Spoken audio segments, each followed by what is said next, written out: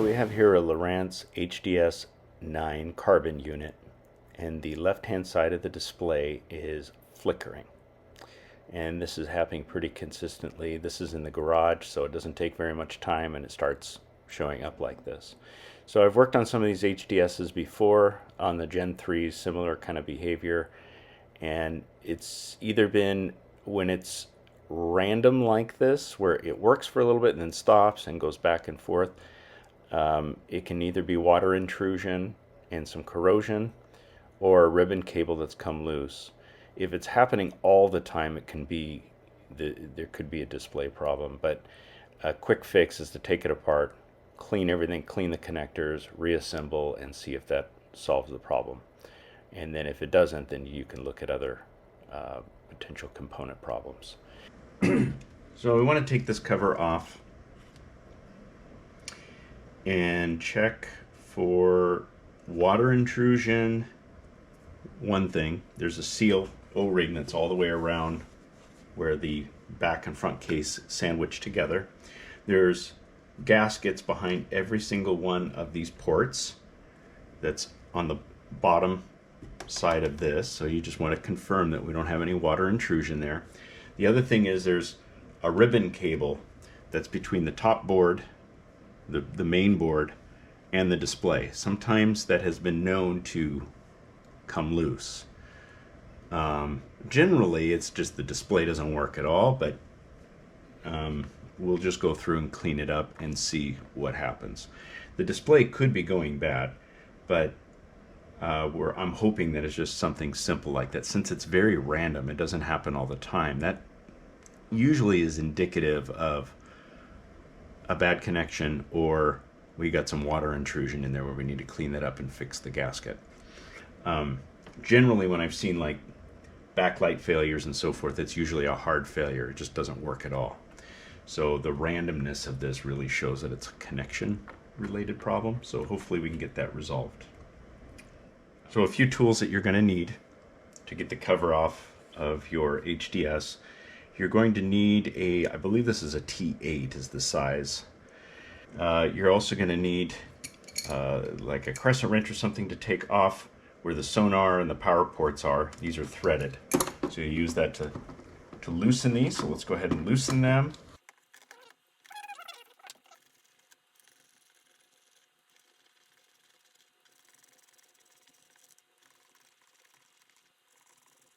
Go ahead. Now use your T8 wrench to remove all of the screws around the back cover.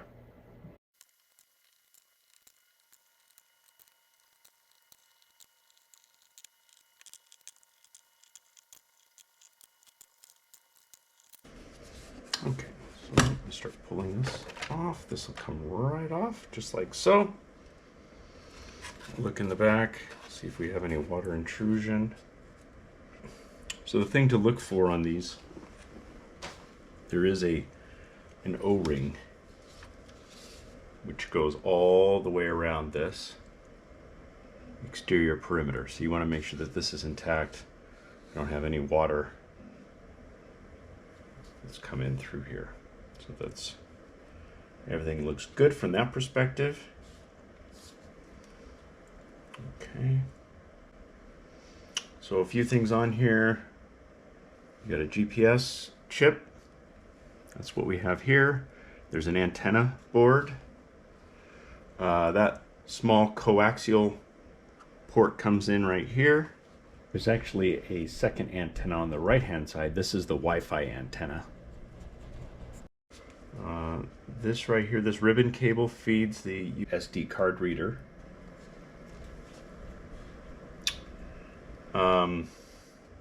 This ribbon cable here is for the front controls.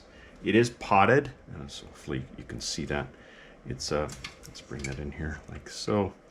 That's potted into the whole display because it's, or excuse me, into the keypad. It's supposed to be waterproof. Supposed to be. Let's see here, and I'm trying to remember. Let's see, we have our backlight. And then the other thing that's kind of interesting about this if you notice, they use the same board. It's not unusual for manufacturers to do this. They use the same board for the 12-inch. So if you see here, there's areas for components. In this case, these are connectors, and they're already labeled here for 12-inch, the GPS connector for the GPS board for the 12-inch. See how this is the 9-inch? So the 9-inch and the 12-inch actually share the same board. So let's go ahead and take a look at everything here. I left my tweezers. I gotta grab my tweezers.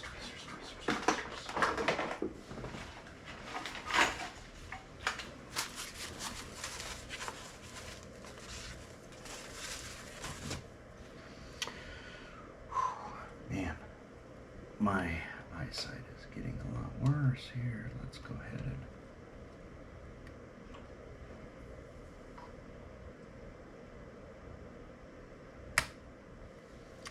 so as you can see with these ribbon cables, hopefully that shows up okay. Good, there's the display. You flip this up and then you pull this out. All right. And we want to lift up these antennas. These are the coax for the antennas. These just lift straight up, gently of course. Same thing with this one here.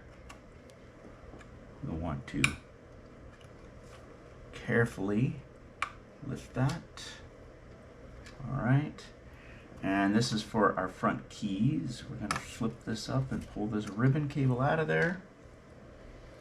All right, let's work on our GPS. GPS. I'll do the same thing, right, like so. And this, we can pull this out. What this is for, this is your digitizer for the touchscreen. That's what that's for. Okay, very good. So let's go ahead and take this off. Couple things. Oh, that's a different size. So this is going to be 6.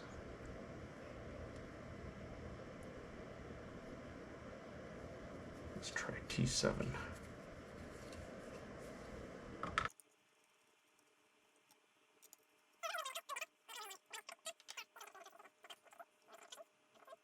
So this is our processor board. Okay, here we go.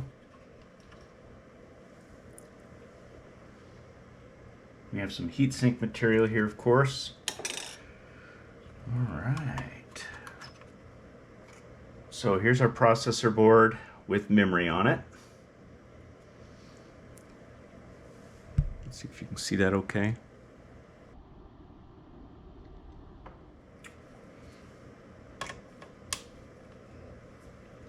It's really nice. Navico actually labeled where all the screws are for the main board. Okay, so we have screw number 1. We have screw number 2.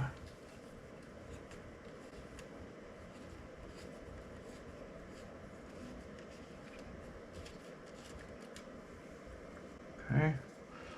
And I believe that's it, if memory serves. Let's see. Okay, so let's go ahead and pop this out. I'm going to pop here. I'm going to pop there. Pop here. And then we should have our display.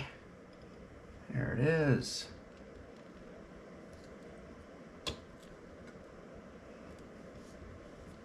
Okay. What I'm going to do, we'll put this over here like so, and we will pop this up, and we have our board right here.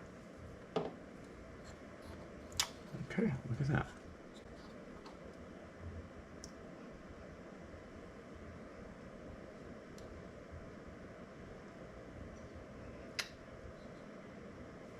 So looking at this board, overall I don't see any, there's a little bit of corrosion here, but nothing that would show water intrusion on this particular board.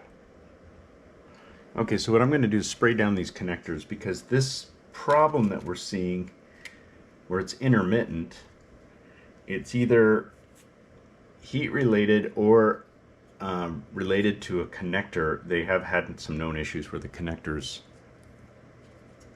come loose. And so what I'm going to do is spray these down with contact cleaner, let it dry out, put it back together, and just do a quick test. Because I don't see any corrosion or water intrusion into the case.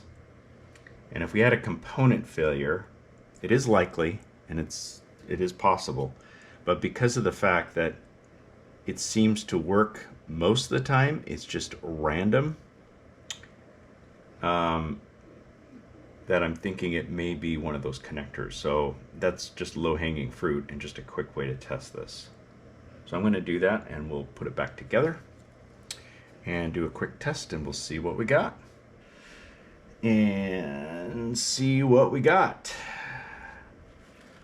But I really don't see any oxidation here, and the fact that the display is giving us problems, you know, it could be the display chip. That's always a possibility.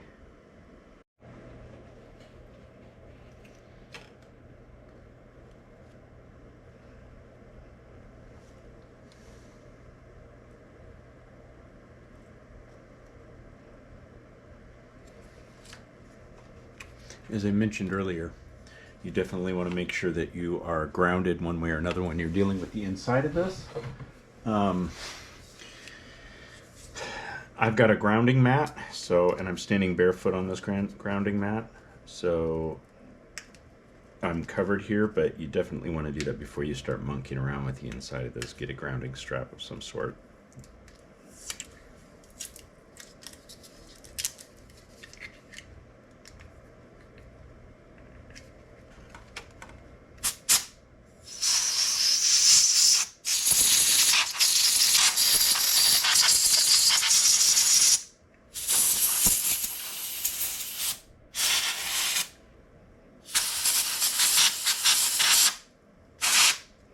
Okay, so if you notice on here that each one of these connectors has a gasket, rubber gasket, so you want to make sure all that stuff's intact when you pull your display apart, if you suspect some sort of water intrusion. This looks pretty good now. It's nice and clean. Any type of oxidation that was on here is gone, so that is good. I don't know what to do on that guy there.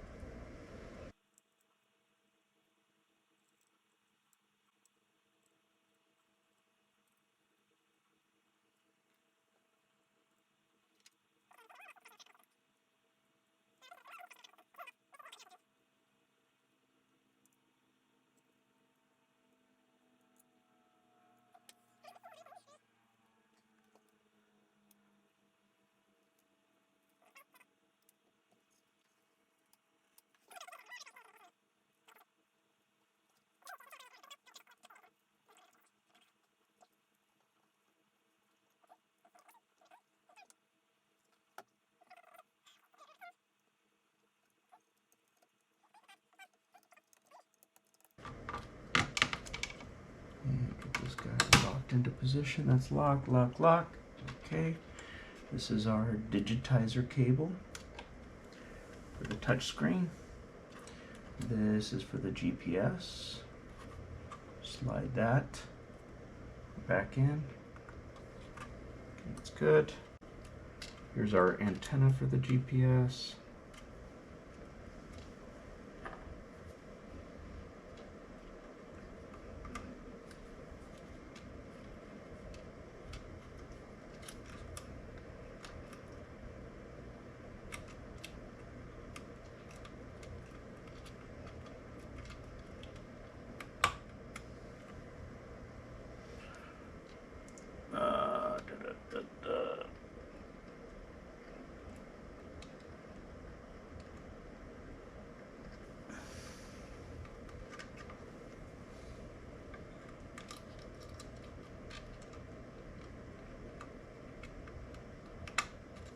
Okay, that's good. This is for the front keypad.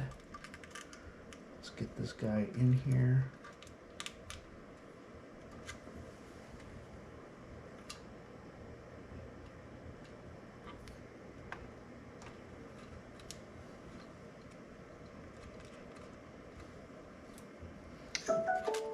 This is for our USB, micro SD card readers or slots.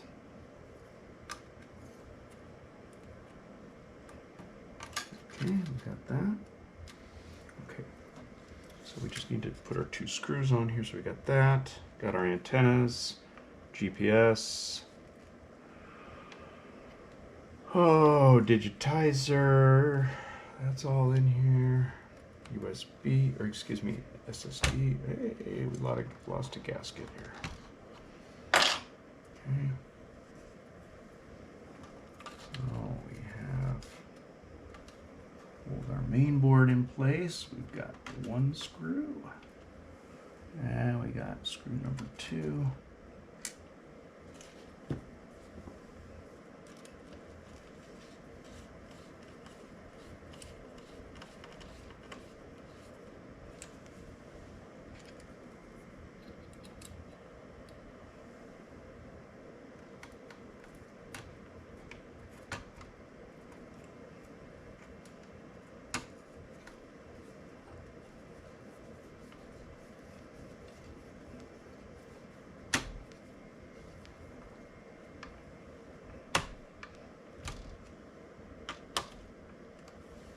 Okay, those are good. Make sure our gasket is in place all the way around. Looks good.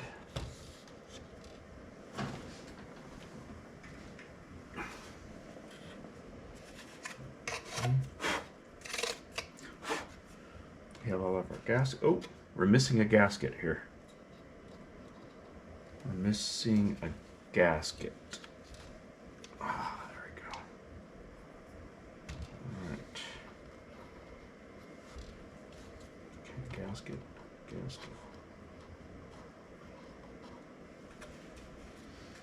Okay, looks good.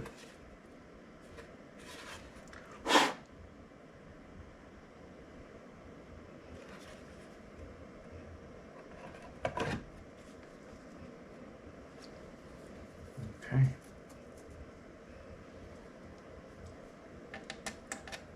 So like most gasket materials, it's not a bad idea to try to crisscross your tightening pattern and to do a little bit at a time for equal pressure all the way around. I mean, we're not talking about a cylinder head on a vehicle, but hey, we're still talking about a gasket that's here.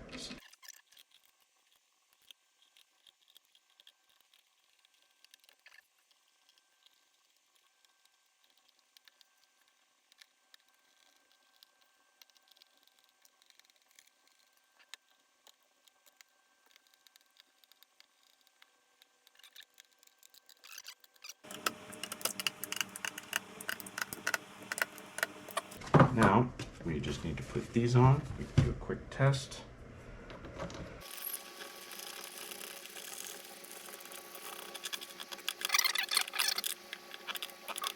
Okay, let's fire this up and we will do a quick test.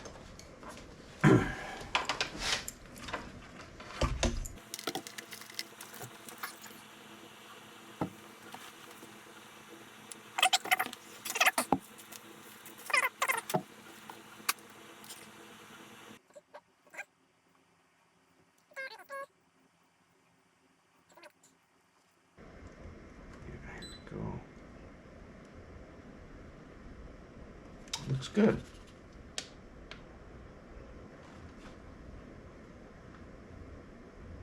Okay, well, I'm hoping that that's going to be it.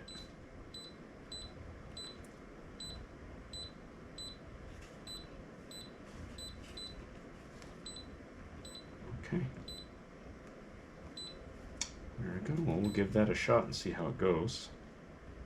So, put it back in the boat. and I've been letting it run now for about 15 minutes just to give it a little burn in, and we're not seeing the display problem anymore. So I'm hoping that solved our problem. That's what I'm hoping for. So it's looking good so far at this point. All right. Yeah. Well, hopefully this video was helpful, and if so, please give it a thumbs up.